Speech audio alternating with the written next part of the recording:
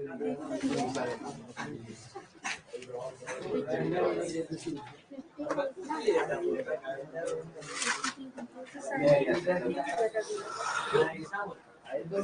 dears,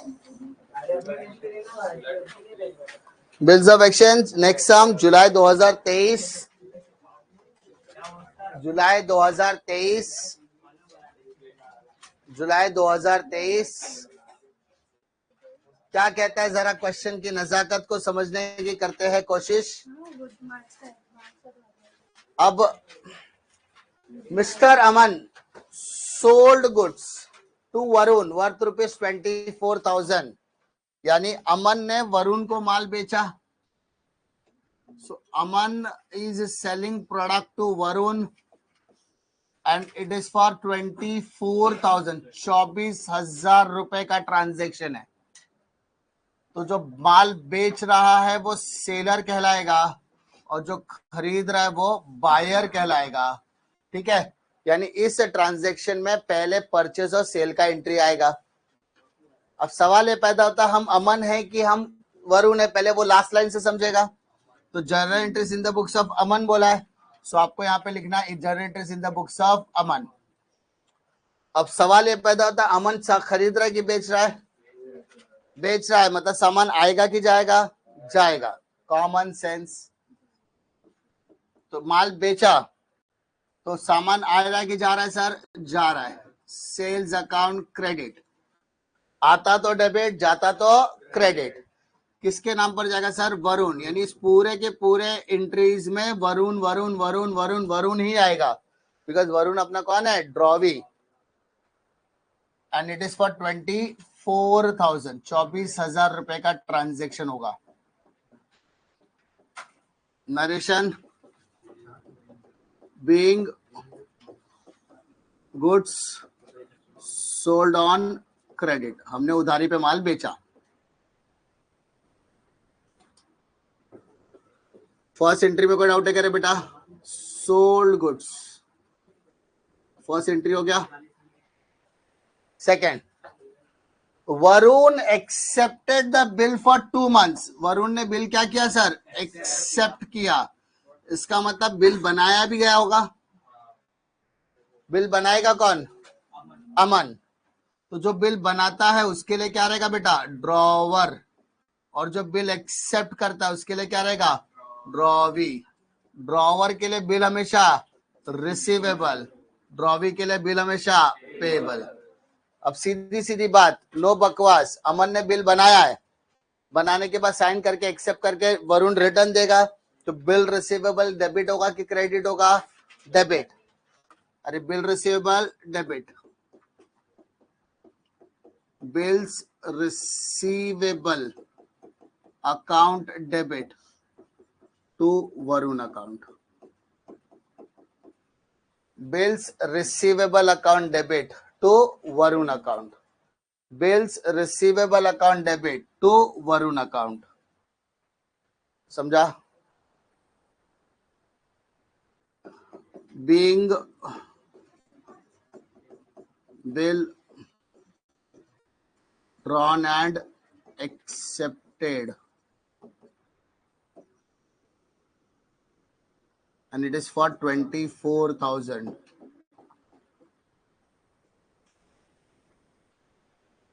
$24,000 का bill accept किया, बनाया भी और एक्सेप्ट भी हो गया।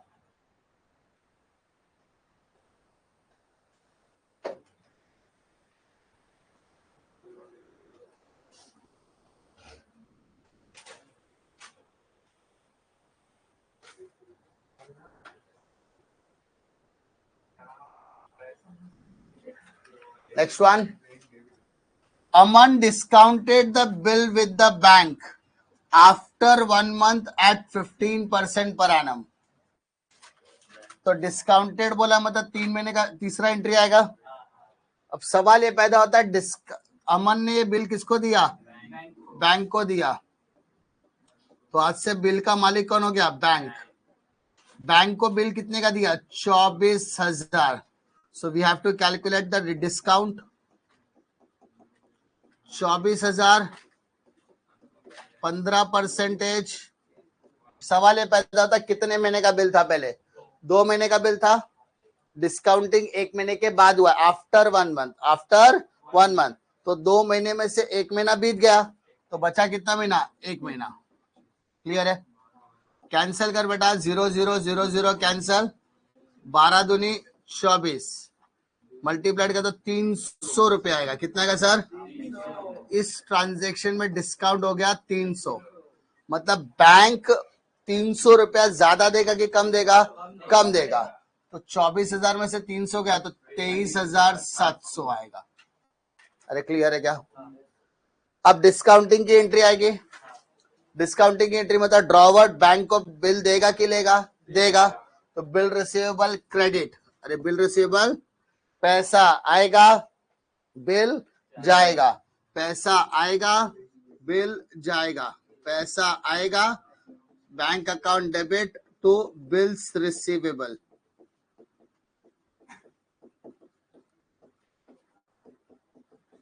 Bank account debit to bills receivable. Sir bill कितने का है? 24,000। हमने 300 रुपया डिस्काउंट कैलकुलेट किया तो बचा के था 23,700। ये 300 रुपए को क्या बोलेंगे? Discount. Narration, being bill discounted with bank.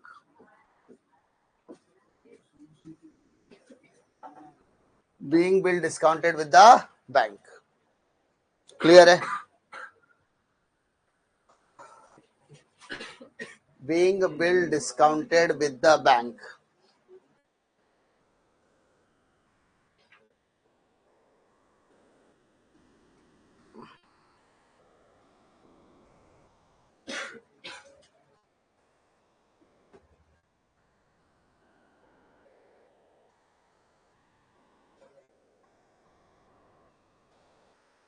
उसके बाद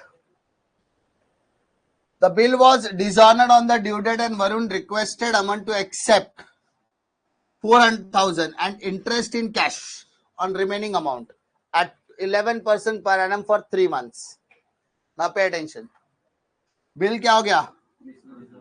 डिसऑनर हो गया। अब डिसऑनर हो गया मतलब कैंसिलेशन ऑफ ओल्ड बिल बोलेंगे, ओल्ड बिल डिसऑनर बोलेंगे। पार्ट पेमेंट आएगा, इंटरेस्ट आएगा और न्यू बिल आएगा।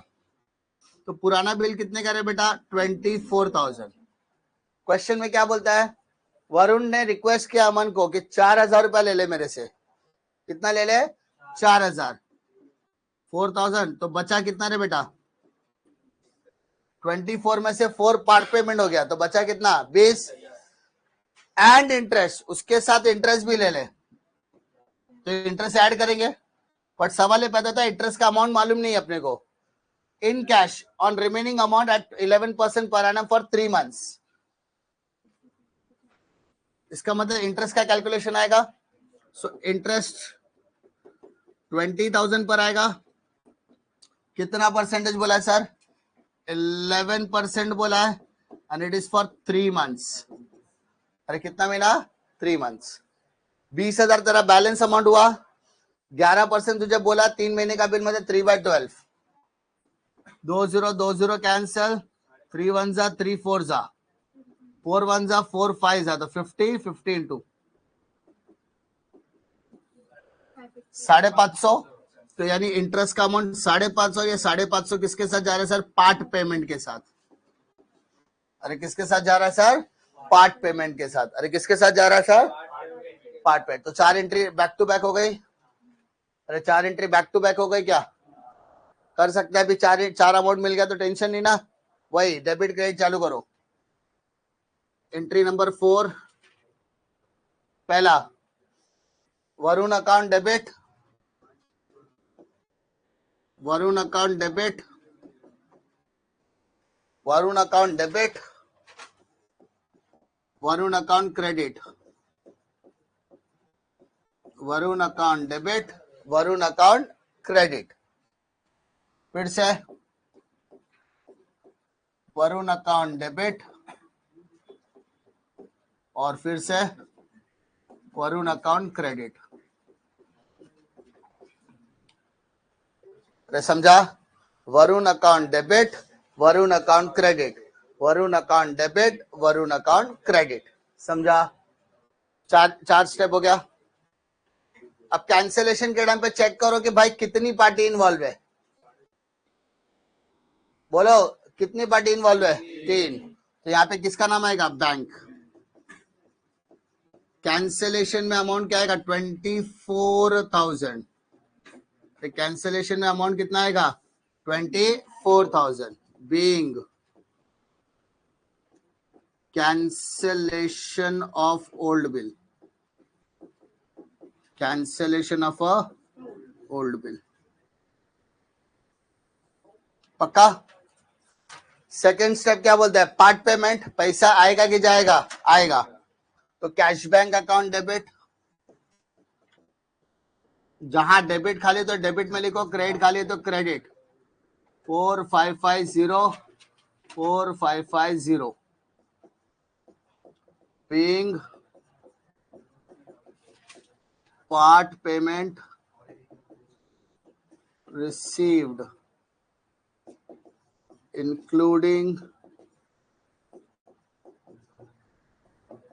interest. उसके बाद इंटरेस्ट चार्ज. तो इंटरेस्ट चार्ज हुआ तो इंटरेस्ट आएगा. अमाउंट 550 being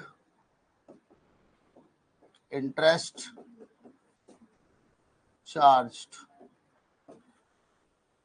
और लास्ट में new bill drawn and accepted. तो नए बिल की जगह पे क्या आएगा? New bills receivable.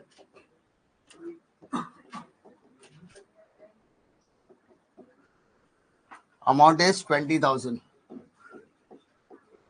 20,000 debit, 20,000 credit. Being new bill drawn and accepted.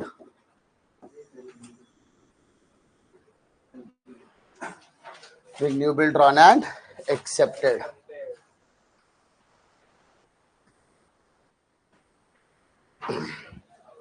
Clear है? नेक्स्ट आ जाओ.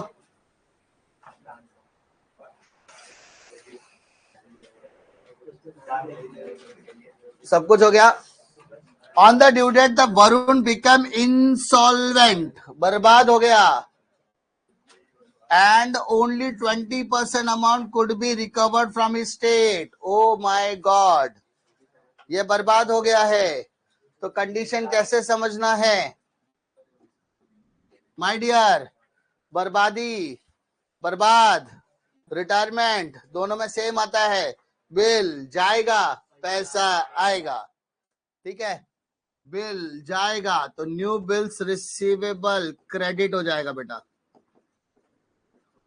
बिल जाएगा 20,000 का है ना. बदले में क्या आएगा सर? पैसा आएगा. Cash bank account debit. तो सवाल ये पैदा होता है कितना आएगा सर? 20%. कितना आएगा सर? 20% ही बोला है. तो 20,000 का 20% कितना होता है? 4,000. तो व्हाट इज माय डिफरेंस बेटा? 16,000. तो 16,000 को क्या बोलेंगे sir? Bad debts. Bad debts.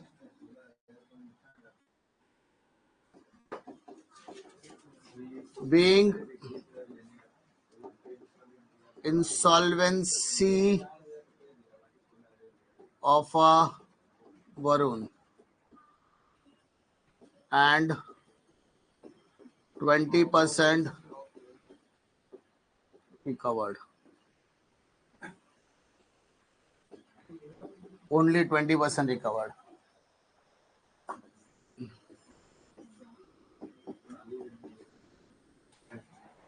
चौबीस 96 और 4 1,00,000 1,00,000 1,000 100 1,21,100 1,41,100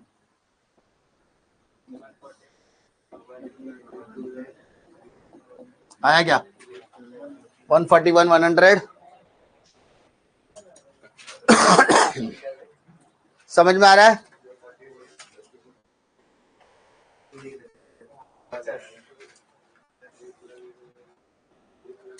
पक्का, श्योर, कॉन्फिडेंस?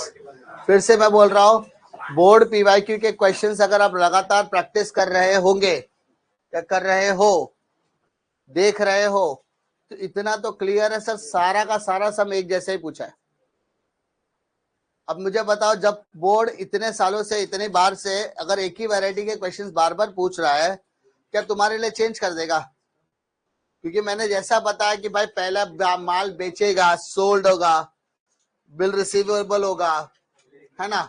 तुम चाहो तो उसको भी शॉर्टकट कर सकते हो। अगर सेल से शुरू होता ना, सेल, किससे?